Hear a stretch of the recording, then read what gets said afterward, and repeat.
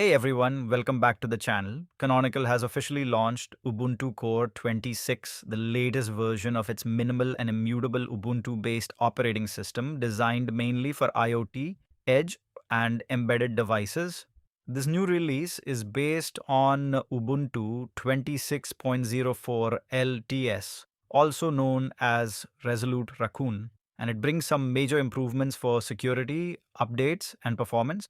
One of the biggest highlights is live kernel patching, which means critical security fixes can be applied without restarting the device. This is very important for industries where downtime is not an option. Ubuntu Core 26 also comes with optimized OTA updates. Canonical says updates are now up to 90% smaller thanks to an improved Snap Delta format. For example, base Snap updates have dropped from around 16 megabytes to just 1.5 megabytes. Another big improvement is security. Ubuntu Core 26 adds better hardware-backed protection, TPM sealed keys inside the LUKS2 header, and native OPTEE integration for ARM devices. In simple words, encryption keys are now better protected using trusted hardware. Canonical has also introduced a new chisel-based build system, which reduces the base image size by up to 7%. Installation is also faster thanks to Initramps-based installations. According to Canonical, Ubuntu Core 26 is built for critical infrastructure, edge AI workloads, and secure device management at scale.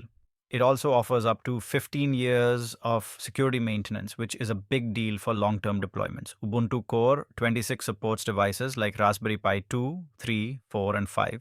Raspberry Pi compute modules, Qualcomm Dragon Board, Intel NUC, generic x86_64 systems, KVM, and RISC-V devices. You can also try pre-built Ubuntu Core images using multipass on Ubuntu, macOS, or Windows.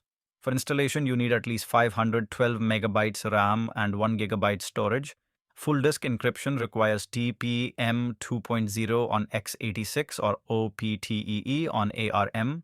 So overall, Ubuntu Core 26 is not a regular desktop Linux release. It is focused on secure, reliable, and long-term deployments for IoT, embedded systems, and industrial devices. What do you think about Ubuntu Core 26?